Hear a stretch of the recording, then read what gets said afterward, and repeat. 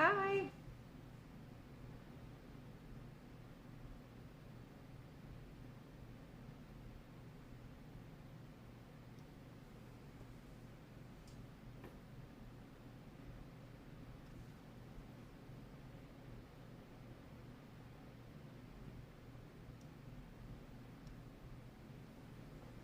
We have another minute or so to go here.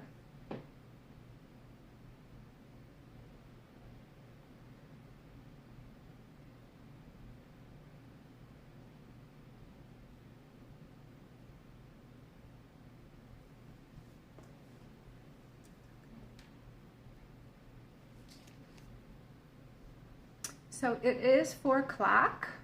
I'm just going to wait just a few more moments and then we'll get started.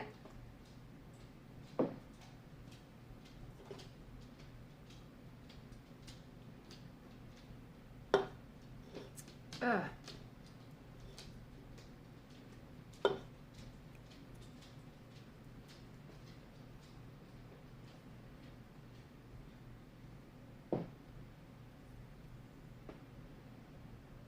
Hello.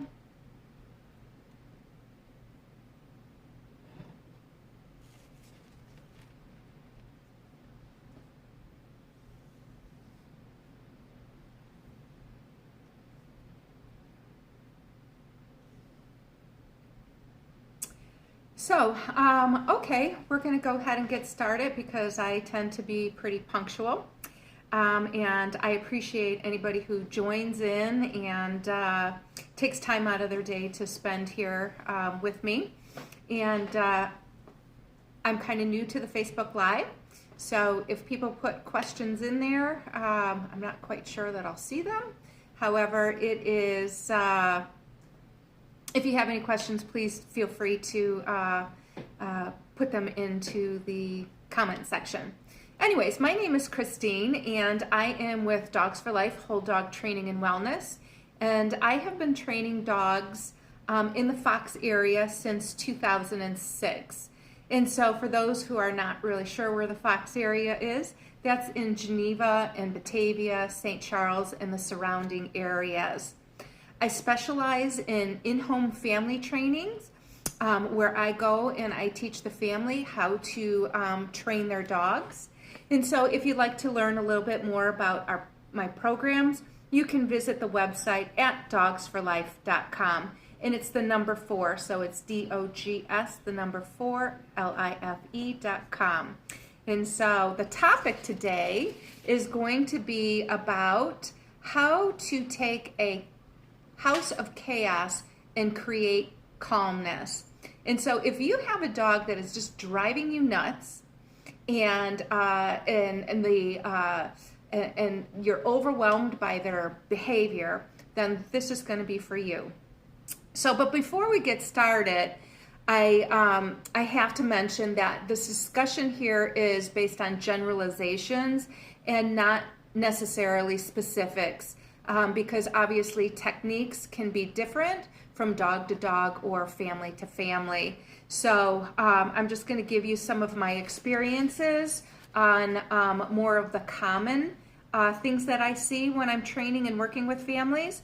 And so in my experience in working with families with dogs that are out of control, and what I mean by control is they have a lot of behavior things that are going on. Maybe, for example, they're jumping and nipping. Maybe they're hyperactive, they're barking, they're digging holes in the backyard, they counter surf, they don't listen, they're destructive, they're chewing, they jump on people. And so there's usually a whole host of different behaviors that can create some disharmony in your household.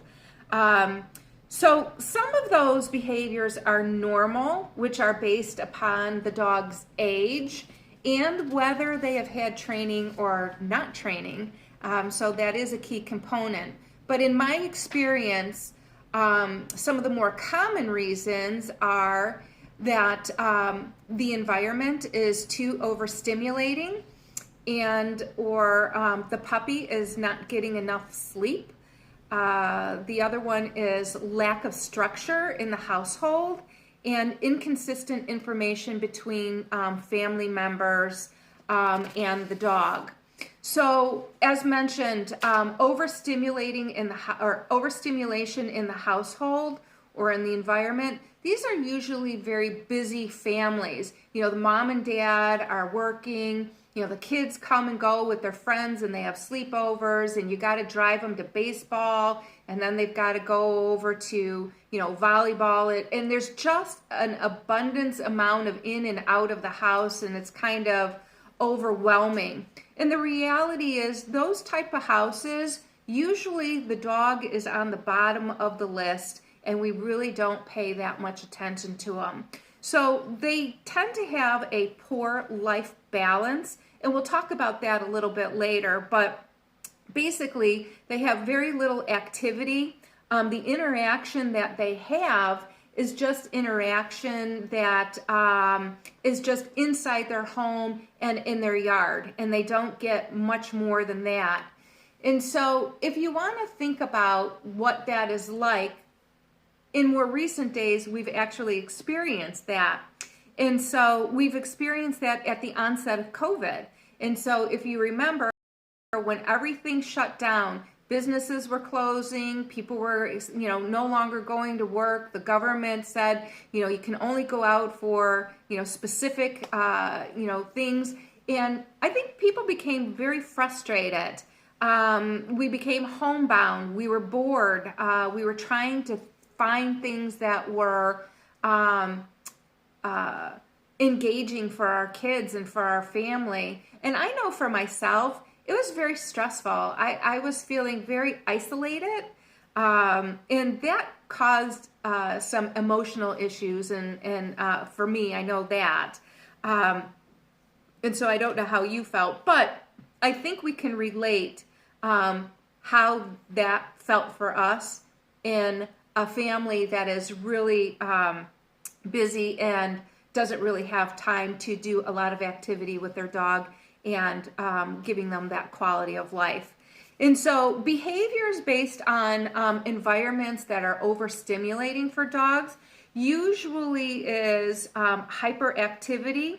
And that's because the house is very active. And so when you have a lot of chaos going on, basically the dog is just mirroring the energy that is already happening in the household. And so they can just be caught up and become hyperactive in it as well. They can become very destructive from being frustrated, and they have their own sense of stress. And in that sense of stress and frustration, they can act out. And in some cases, dogs will learn that negative attention is better than no attention. And so they can start chewing, maybe they're not listening, but mostly the other part of that is, maybe there wasn't any training that goes along with that, because creating harmony in the household helps with your, with your dog. On the flip side of that, you might be experiencing a dog that is the complete opposite. Maybe they're not hyperactive, but rather they're very timid and fearful. Maybe they're very stressed out. They could be submissive peers. They could be fear biters.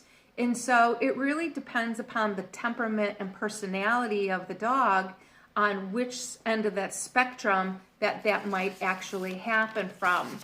And so overstimulating household can certainly be an issue why a dog would display some crazy behaviors.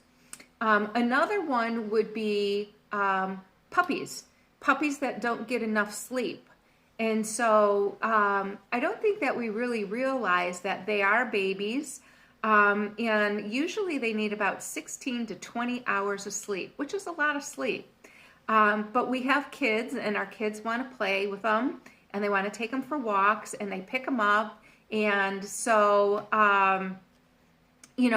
that could create some issues.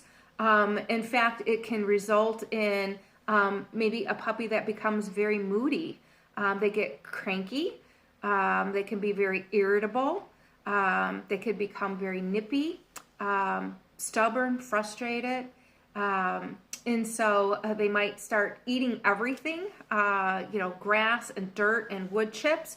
And so think of your own children when they're overtired. If you ever had kids at a young age, I mean, I remember my friends that have had children, they would be like, okay, I got to get home. It's 2:00. My kids got to go down for a nap, because if they don't go down for a nap, it's going to be a crazy evening. And so in the same sense, if our puppies are not getting the rest that they need, they can become overstimulated. With that being said, that other end of the spectrum, maybe they are overstimulated and you're seeing some of those other behaviors as I mentioned. The other part of that is they can also have a weakened immune system. And so they can become very sickly. Maybe they're very lethargic. They can become very aloof. They want to be left alone. And so again, that's kind of the opposite ends of the spectrum when our puppies are not getting enough sleep. So we want to make sure that, when they're up, they're usually up for about an hour or so, and then they need to take a nap. And so you want to put them in an area that they can be in a quiet space from the rest of the household, so that we're not disturbing them or things of that nature. So certainly a puppy that is not getting enough rest can cause some behavior issues for them. As I mentioned, another reason why dogs can be very crazy and nuts in the house is lack of structure and discipline.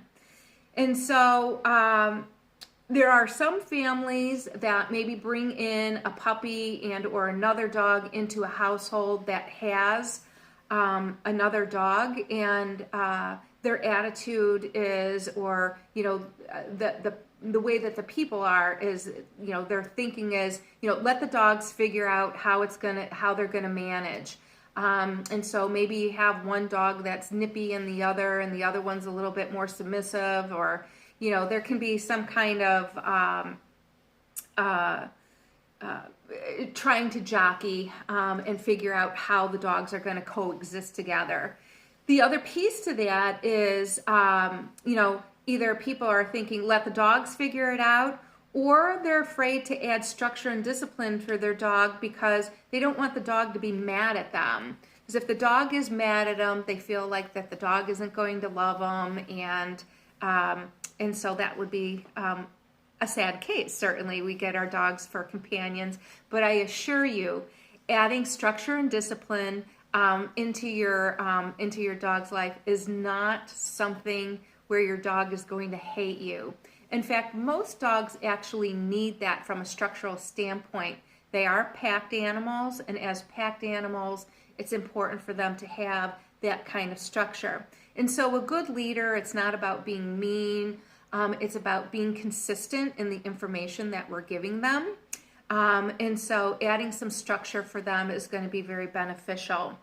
And so dogs that are left where they have to kind of decide for themselves, as I mentioned, the lack of structure, the problem becomes ranking issues.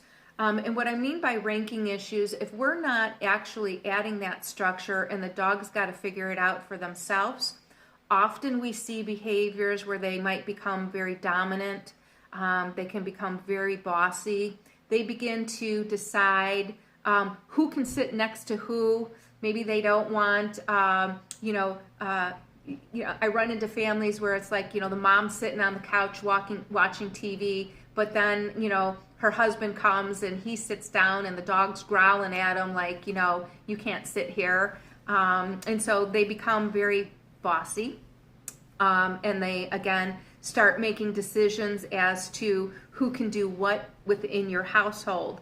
This can lead into food aggression. It can also lead into possession aggression, which, as I kind of mentioned, some of the other things that people might say to me sometimes is when they say things like, my dog is very protective of me. And there's a difference between protection and possession. In other words, if your dog is protecting you, it means the dog is in fear that something is going to happen, as opposed to possession, meaning this is mine and you can't come near it. Unfortunately, the behaviors are very similar when we're looking or evaluating that, but often it's possession aggression as opposed to dogs that are in fear of you being harmed and being protective. And so, again, these dogs that lack structure, they develop bad habits. They, can start jumping on people. Maybe they're growling at people. They drag you down the road while you're walking them on leash. They don't listen. And so those are some behaviors that you might notice for dogs that lack structure.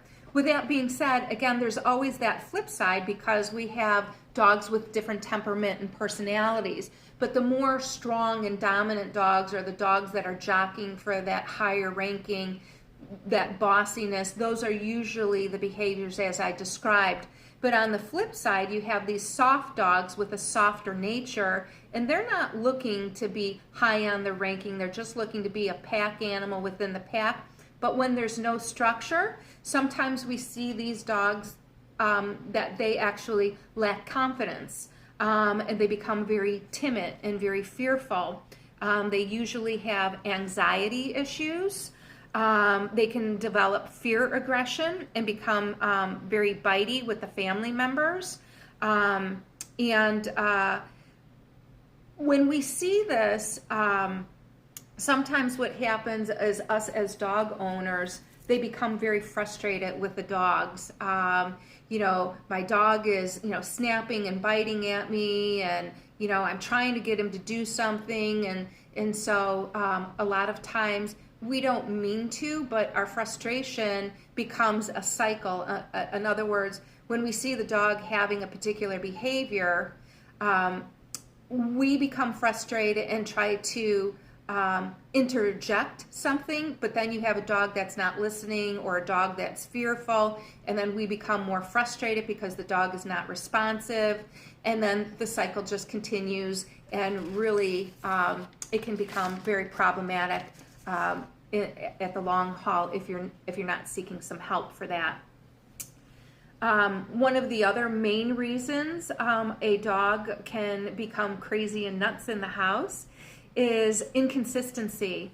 In other words, maybe you have a large family, and as a large family, everybody's response and the things that we're telling the dog or how we're responding to the dog and their behavior could be very different.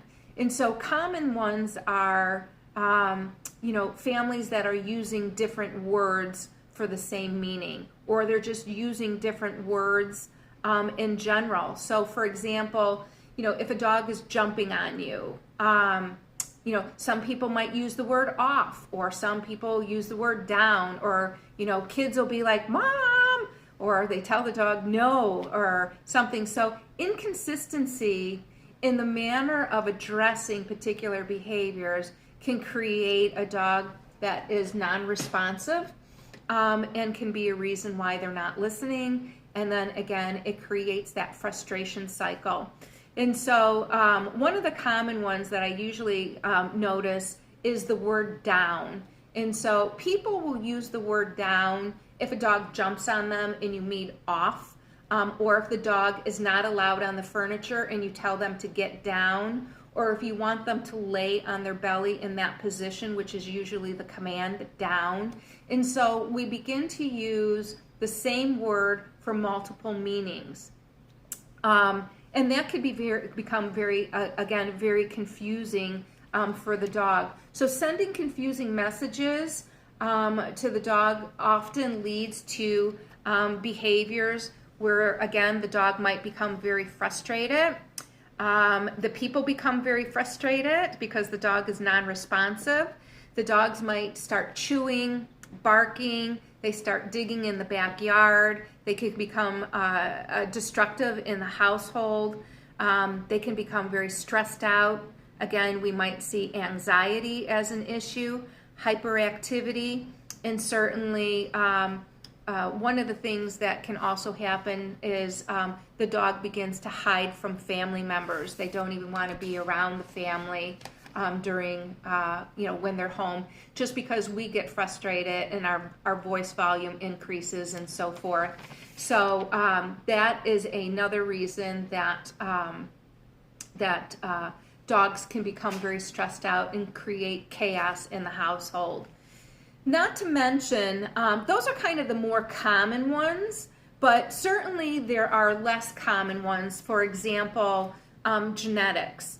Genetics on how the dog is based on their temperament and personality usually comes from poor breeding, and that could be mill dog breeding. It can certainly come from rescue dogs, and quite frankly, it can even come, I've seen it, where somebody goes, well, I got my dog from a breeder, and somehow they equate a breeder dog sometimes having a higher quality, and that would be our expectation, but the reality is there's no guarantee. And so shopping your dog is always going to be a very important piece, is to make sure that when you're looking for your dog, you're actually not just looking at how your dog is and how cute they are and whatnot, but the fact that how the temperament and the personality, because a lot can play out in how the dog responds within the household and to some of the issues as we've already kind of discussed. And so, irregardless to any of those particulars, whether it be overstimulating environment or a puppy that's not getting enough rest or inconsistency in the household, lack of structure or genetics, the one good thing is all of these behaviors can be worked with if you're doing training with them. So the key piece to training is training the people and the families, how to be consistent, how to create an environment that is more conducive to and harmonious for the family and for the dog. And so once the people understand what needs to happen, then certainly the dogs basically follow suit. And so one of the things that I haven't mentioned at this point is food. What you feed your dog actually matters. And so what matters about what you feed your dog is how they feel and how they act when they're on that particular food. And so I don't think we take that into account. And I can't tell you how many times when I've gone into a house and I'm working with a family and I see some of these issues that we've already discussed, and I say, you know what, let's switch out the food a little bit, and let's put them on a little bit of a different diet. And I remember in quite a few cases, but one more recently, working with a family that had an extremely hyper active, very destructive, it was about a 6-7 month old dog, and they were really struggling with that. And so we put the dog onto a new food, and it was probably about a week and a half later till our next visit was scheduled. And when I came in, the dog was completely different. And I said to them, I'm like, what'd you guys do? And I'm like, obviously the training's working for you. And they said, yep, we've been doing the exercise. And then the response was, but we really noticed after we changed their food, within a couple of days, my dog started to settle down. It was easier to work with them. And so there can be a lot of underlying issues based upon the things that we feed them, particularly things such as allergies. And so allergies, we can generally see dogs that lack focus. They have an inability to learn and pick up information. They usually don't feel very well. They're tired. They can seem as if they're uninterested. And so think about it if you have ever had allergies. And so I get seasonal allergies. And so I know in the springtime, I feel very like my head feels like I'm in a cloud half the times. Like I'm walking around, I'm very spacey. It's hard for me to retain information. Sometimes when I'm reading something, I got to read the page 4 or 5 times before anything even absorbs into my brain. And so certainly what we're feeding the dog can affect their ability to learn. With that being said, some of the behaviors that you might notice with a dog that has allergies is scratching and itching. A lot of times you'll have ear issues, eye drainage, runny nose, they butt scooch. You can have anal gland issues.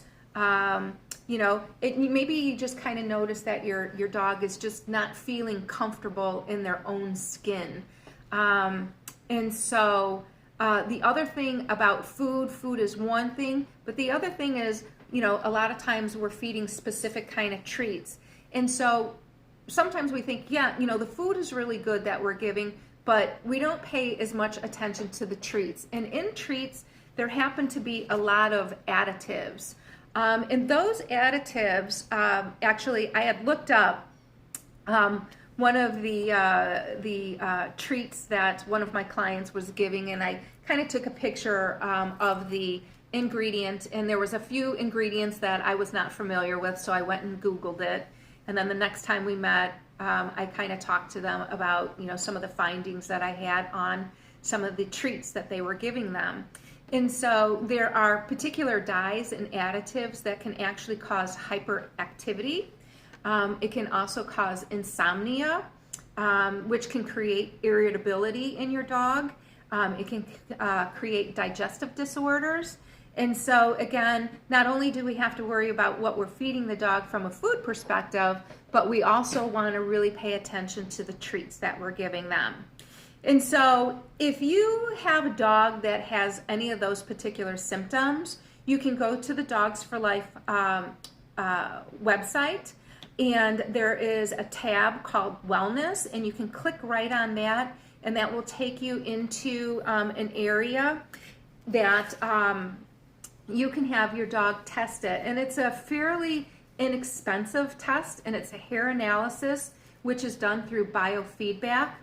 I've actually done it several times on my dogs. In fact, more recently, I have a rescue dog. Her name is Penny, and she's cute as a button. But I started having the stinky anal glands.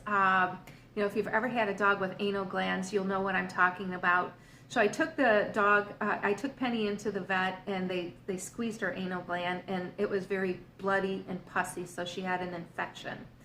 And so the vet said, usually when we see these type of things, it's food related. And just prior to the anal gland issues, she had an infected ear. And so that got me into, all right, well, maybe we do have a food issue. And so I ordered one of those tests for Penny. And it came back with quite a few of the foods that I was feeding her. Now, mind you, for the anal gland issue, Penny was on antibiotics for 5 weeks with absolutely no success. And so she was on antibiotics, and she was on Remedil, an anti-inflammatory. And there were no results. Every 3 or 4 days, the anal gland stench was coming up. I had to get her anal glands expressed. We had to put medication up into the sac itself. And so it was kind of ongoing for quite some time there. And so I changed her food, and we decided to give Penny a test at the veterinarian where they culture the anal gland and then the bacteria in the anal gland, and they send it out to see what medication we can put her on that would help clear up the infection.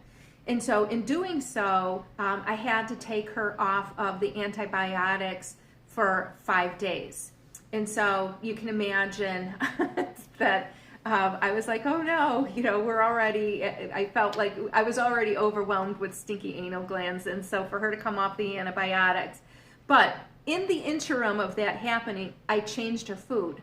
And so by the time we received the test results back, which was a week later, so now we were talking 2 weeks since her last visit, and we got the report back. And changing her food, within about 4 days, the anal gland stench was gone. She was seeping gook out of her butt. I was constantly wiping her butt, and I'm sorry I'm talking about this, but the reality is it caused her a lot of health issues. But the test really helped me out. It gave me some indicators as to what I shouldn't be feeding her, and surprisingly, there were quite a few things that were on that list that that I was feeding her. And so after I took her off, we had a follow-up vet visit. I hadn't put any other medication on, and her anal gland is fine. And so it resolved itself after the food was corrected. And so luckily for me, it was just that particular thing as far as the health part of it from a physical standpoint. I did not have to deal with any of the behavioral side effects to that. So anyways, that worked out for me. So if you have a dog that is suffering, I just wanted to give you a little update. You can go and get that test and see if it's something that can help you. So with that being said, we now kind of have some of the reasons why dogs behave the way they do. And so I just kind of want to give us a couple of key pointers as to what are some of the things that we need to put into place to help correct the issue. And so if you fell into one of those categories, hopefully you already kind of have an indicator of some of the changes that you need to be making to create a more harmonious and balanced life for your dog. So the first thing is what I usually start with is, when I go into a house and I'm working with a family and they've got this laundry list of all of the things that the dog is doing, and we say, okay, here's where we need to start. And so where we need to start is, and keep in mind, where you start is just temporary. These are not things that are forever, but they are temporary things that you need to be putting into place to get you from where you are to where you need to be. And so the first thing that I usually recommend is you kind of need to shut the environment down, which means if you have an overstimulating environment, you need to create an environment for the dog where it's more settled, or for your puppy that's not getting rest, or for a dog that's crazy because they don't have that structure. So the first thing we need to do is we need to stop the cycle. And so that cycle means if you have a dog that is wandering through through your house while you're home, but while you're home, the dog is stealing stuff off of the counter and shredding up your pillows and your blankets, stealing your shoes and doing things of that nature, then what we need to do is shut the environment down. We need to hit a reset button. In other words, the dog can't have freedom to your house if they don't know how to behave in the house. So we kind of want to either utilize your kennel or an area that you can have for containment. And so containing your dog temporarily while you begin to do some training and begin to set expectations for them so that they understand, look, when you're in my house, these are what is expected. And so it always reminds me of when I was a kid and my dad used to say things like, okay, we're going by grandma and grandpa's now. And so if we're going by grandma and grandpa's, then these are the things that you can do. You can play on the swing set, you can play with your Legos, or you can watch a movie. But those are the three things that that we were able to do. We didn't ask, can we do this and can we do that? Those were the things, those were the expectations that were given to us, and those are the things that we followed. And in the same sense, we need to make sure that we're setting proper expectations for our dog. So if your dog is a little, if certain times of the day your dog tends to act up, then those are the times that you need to address. So I was working with somebody last week who had a dog that every time they started preparing meals for their family, the dog would become very vocal. It would become a nuisance. It would, counter serve. It would start stealing things. It would be chewing and shredding. And so our plan was, look, before mealtime, you need to contain your dog and put them in their kennel for a while. Fix your dinner, have dinner, put some treats or something into the kennel so that the dog has something to keep them busy. And when you're done, you bring your dog back out and take them for a walk, and then they get fed or so forth. In the interim, we also wanted to do training to teach the dog how to do a downstay on a pillow so that the dog didn't have to be put away into a kennel, but could be out, but had the training that it needed in order to coexist during that time. So that was a very successful training for those individuals that had a problem with their dog that was becoming very problematic during meal times. So you need to identify when is my dog when is my dog acting out? When are these behaviors happening? And then once you do, you have to say, during this time, we need to contain the dog until we have our training put together. And so the other thing I usually recommend is while the dog is out is to have a drag line on them. And a drag line simply is an old leash or a leash or something that's like dragging around on them.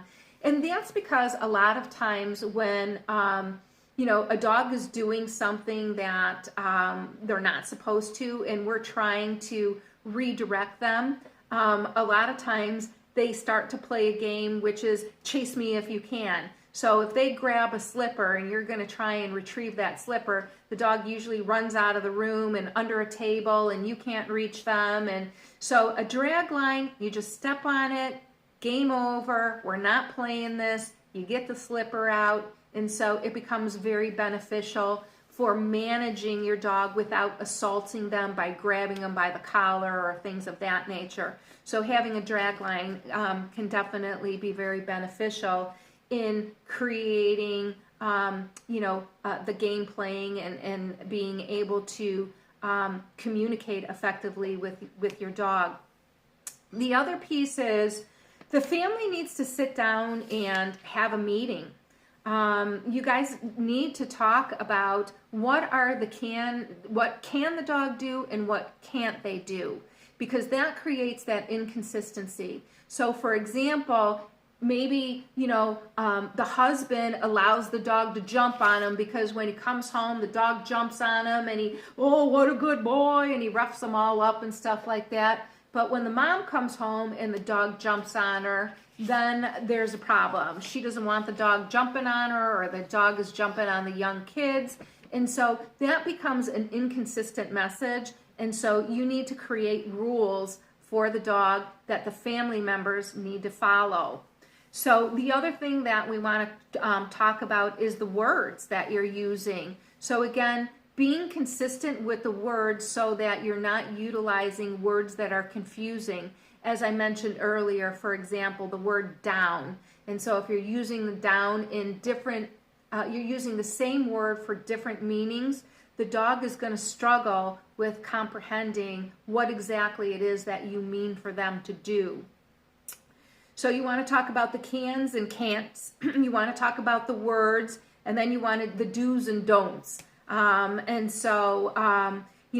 of the things that I always realize particularly in houses that have inconsistency is the adults, or as I'm talking to their owners, they always tell me things. For example, the dog knows what I mean. He doesn't listen to me all the time. He knows what I mean. And though as we start to get a little bit more into depth, we figure out that there is a lot of inconsistencies, and quite frankly, what ends up happening is the dog is guessing. 50% of the time they get it right, the other 50% of the time it's not so right. If they are allowed to do it with one person and they're not allowed to do it with another, that creates that inconsistent message, and therefore your dog is going to be inconsistent. And so those are things that you want to kind of put into place as you talk with your family. And then finally, the other thing that you want to kind of consider is creating a life balance for your dog. And life balance consists of exercise and making sure that they're not just being let outside in the backyard, but you're actually doing something with them. Playing ball, playing frisbee, taking them for a walk. The other thing is they need mental stimulation. It's not just physical stimulation. Mental stimulation is actually more exhausting for your dog than physical stimulation. And the combination of the two brings your dog's energy level right where you want it to be. So if you could intertwine your training while you're actually doing active things. So for example, play training, make them do a sit, and then once they sit, you throw the ball, things of that nature. So whenever you can create exercise and mental stimulation together, it's very beneficial for you. Socialization also is a very important piece. Just as I mentioned earlier, if you remember that on that onset of COVID, where we were all shut in, and the frustration that you get when we were, when we had that lack of socialization, a lot of people became very depressed, and it was very lonely, and we became very frustrated, and we were having this, and the same is true with our dogs. And so socialization for them, taking them into doggy daycare, and or they need to have socialization with other dogs, and they also need socialization with people. Making sure that they, again, proper food and water is a key component to creating life balance for your dog, and certainly being outside in the sunshine. So those are all things that you can kind of put into play to try to create a more balanced life and help to bring that energy level down when there's so much chaos going on in the household, or inconsistencies, or lack of structure that is in the household, and you have a dog that's just being just naughty all over the place. Then you need to kind of stop, take a look at what's going on, and then reset that button, and then start doing some training. And certainly if you have any questions, you can certainly visit the website, you can send me an email, you can call. I'd be happy to talk to you about some different options, and offer you some recommendations. And so anyways, thank you so much for joining me today. I really do appreciate it. And so I'm going to continue doing these live sessions until I get comfortable talking in front of a camera, because it's a little odd. And so that was the purpose, as I am building my own self-confidence and talking to you about something that might offer you some help with your dogs. And again, if you have any questions, please feel free to reach out to me. So thank you very much, and have a great rest of your Sunday. Bye now.